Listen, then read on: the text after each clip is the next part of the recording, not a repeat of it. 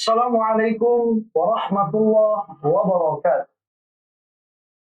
Bismillah, walhamdulillah, wala hawla wala quwwata illa billah.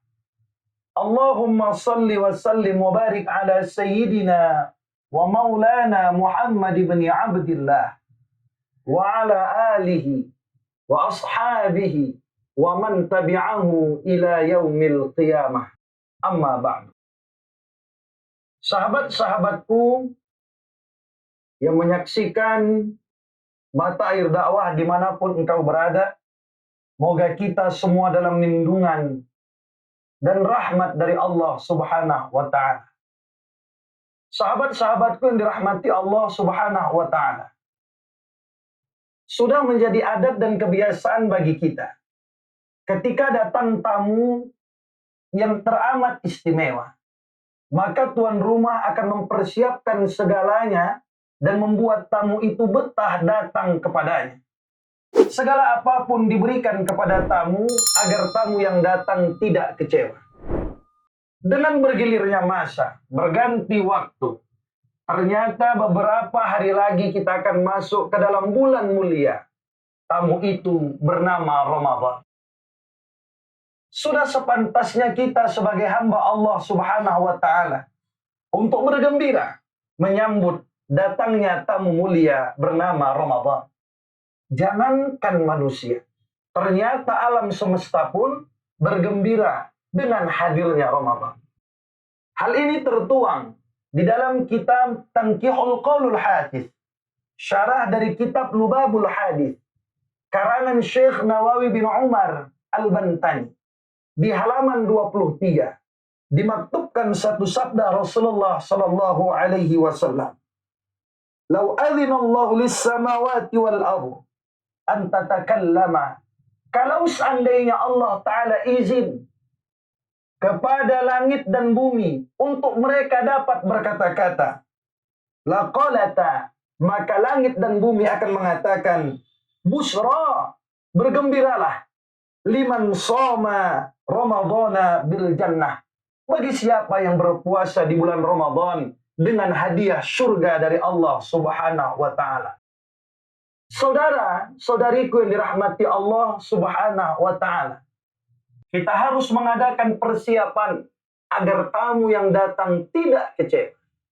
Untuk itu, paling tidak saudaraku, ada 3 persiapan yang harus kita lakukan menyambut tamu yang mulia bernama Ramadan.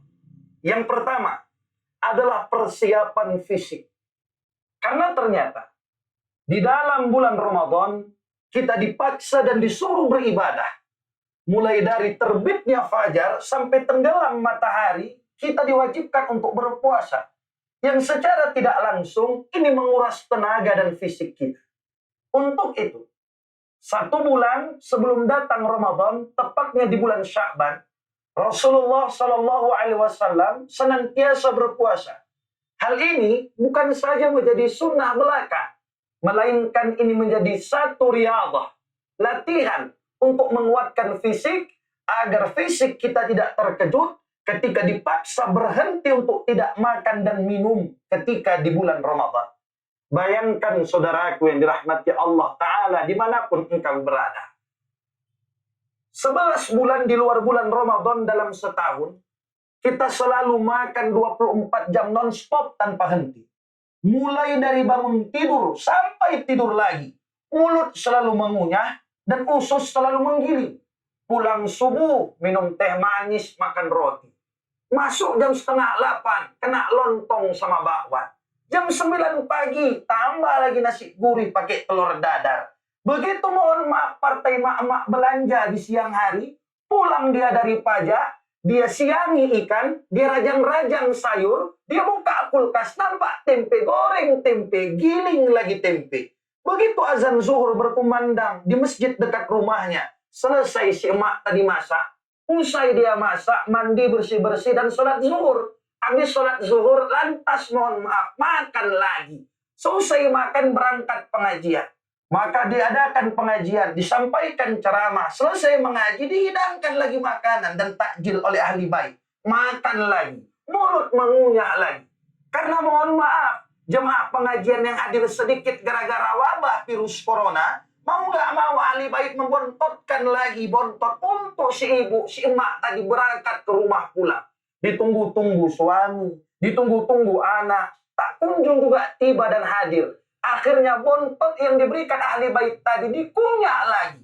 Menuju maghrib, toet-toet, bunyi mohon maaf tukang roti lewat di samping rumahnya. Beli roti, kunyah lagi. Tak berhenti mulut ini mengunyah. Tak berhenti usus ini menggiling. Dan akhirnya mohon maaf saudara yang dirahmati Allah Ta'ala. Ketika tidak kuat fisik, maka banyak di antara kita saat Ramadan tiba, fisik pun hancur, kesehatan menurun. Dan akhirnya kita sakit ketika datang Ramadan di kehidupan kita. Maka saudara yang dirahmati Allah, dimanapun engkau berada, mari sama. Ayo, mulai dari sekarang, sebelum Ramadan datang, kita persiapkan fisik yang prima, agar senantiasa kita beribadah dengan khusyuk dan penuh kesempurnaan di bulan Ramadan tahun ini. Persiapan yang kedua, yang harus kita lakukan ketika datang Ramadan adalah persiapan ilmu. Karena ingat saudaraku, ibadah tanpa ilmu bukan jadi rahmat, tapi menjadi laknat bagi orang-orang yang mau beribadah tapi tidak dibungkus ibadahnya dengan ilmu. Di dalam bulan Ramadan, kita diwajibkan untuk berpuasa. Sudah sepantasnya orang yang berpuasa tahu akan ilmu puasa.